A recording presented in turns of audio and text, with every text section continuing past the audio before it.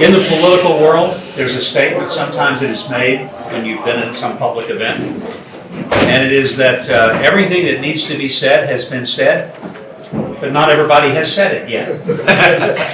And I feel like in many ways that's where we are tonight. So many wonderful perspectives have been shared, and I want to say thanks to all of you. And Rabbi, when you started tonight and you quoted from the Psalms that how good and pleasant it is when brothers live together in unity. There's a beautiful statement about that. A lot of people don't know the difference between unity and union. And there's a big difference. Unity means that we may have separate ideas. We may disagree dramatically on things. But unity is a spirit that ties people together even when there's disagreement. Because there are bigger things than the little things.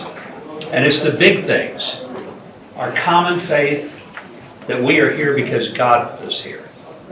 That He is the one who is the author of this world. And when we see that, then we can be in unity with people with whom we don't agree.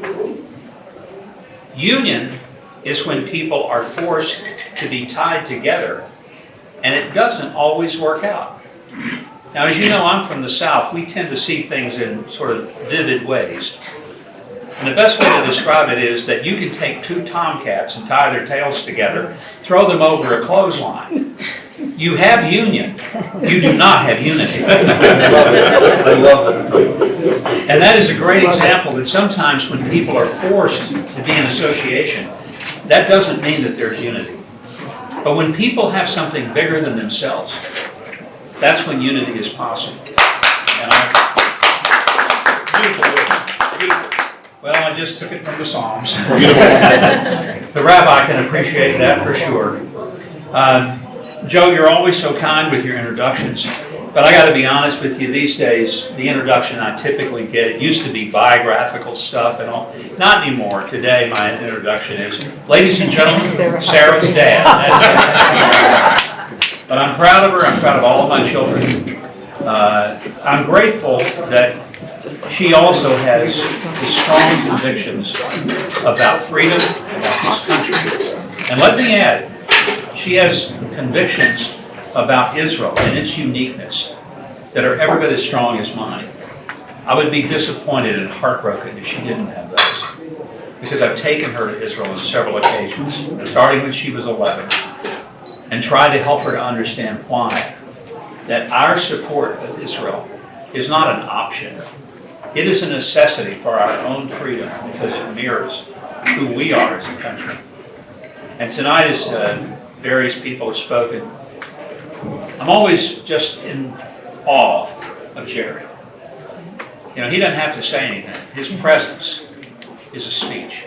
His longevity and his resilience as a human soul is nothing short of absolutely awe-inspiring. I would be remiss if I didn't say how much I love Ken Abramowitz, and I'm never around him that I don't learn something. Usually it's all in 6 minutes. But he's so good at bringing things in such a succinct way, and there are very few people who can do that, but whose analysis is spot on time and time again. And I wish he had his own television show, because I wish he could sort of, as the old Coke commercial said, I'd like to teach the world to sing. Ken could teach the world to understand the big picture. I want to say to our two Democrat friends who are here tonight, thank you for being here. And let me say one. I don't even pray that you would become Republican. I know somebody would say, well, I bet you're going to try to recruit those guys. No, I'm not. I thought you were going to tell us to leave. I would be careful if you show anyone the pictures with me. That might not be in your best interest. Let me tell you why it's important that you're here, but more important why you remain in the Democrat Party. They need you. Even those of us who aren't Democrats, we need you to be a voice there for them and with them. Because I fear that a party that once, frankly, was stronger on Israel than the Republicans. Let's go back to the 60s, 70s, and even early mid-80s. The strongest supporters of Israel in the United States Congress weren't the Republicans, it was the Democrats. And we could count on it.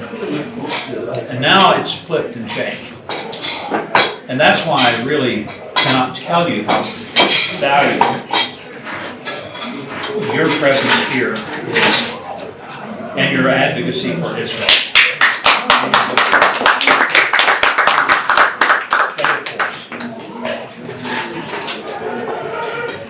Nobody wants to hear a long speech and dessert speech. So I'm well aware that when the dessert actually comes to the table, the speech is pretty much over. But before I conclude, I want to tell one of my favorite stories of why I think we have an obligation to tell the world of the importance of Israel and why we have to keep fighting for its protection, its sovereignty.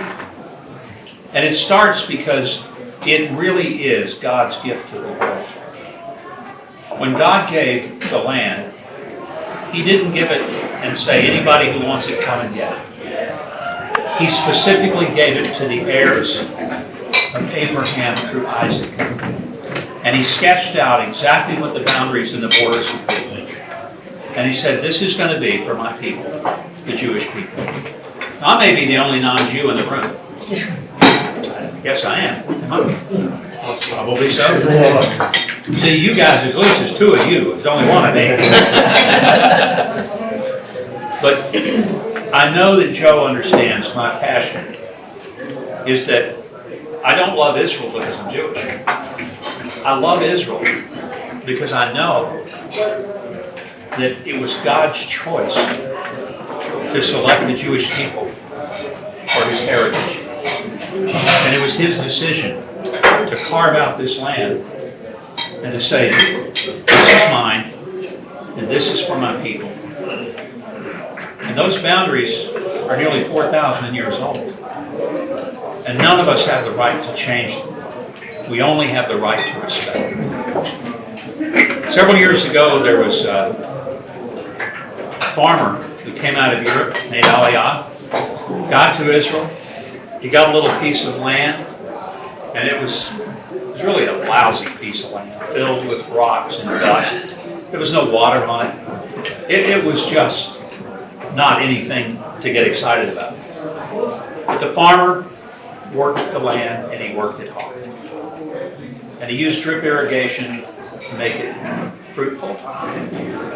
And about 5 years after he had owned it, his rabbi came out to his place. And now this place that once was just dust and desert, now it was lush with fruits and vegetables. And the rabbi said to him, "Oh, my son, I'm so thrilled to see what you and the Lord have done with this land." And the farmer wiped the sweat off his brow and he said, "Rabbi, you should have seen the place when the Lord had it all by Himself." It's a vivid reminder to me that God may give us the land, but we still have an obligation to get the rocks out of the way and to make sure that something grows there that is better than what was there. And every time I go to Israel, I'm reminded that the dry bones have come to life and the desert has bloomed. That didn't happen just because of the human touch. It happened because I believe God has blessed those who have come home to the land that God gave. And it, for me, is not a political affirmation. It is a spiritual affirmation. It is not because I just believe in freedom and I believe in the Jewish people and their right to the land.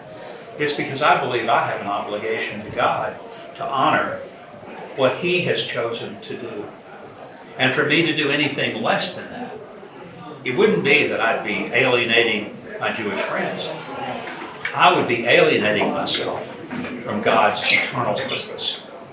And I wouldn't for the life of me wish to do that. Joe, I'm sorry we didn't get to go this year. I will say next year in Jerusalem. Next year in Jerusalem, yeah. Thank you for giving me the privilege of being with you tonight, and certainly for your leadership, and for always being people who are on the forefront of a courageous stand against anti-Semitism, and against the idiocy and insanity that is filling younger people in our universities, and also to stand for the good and the wholesome and the eternal things that God is doing.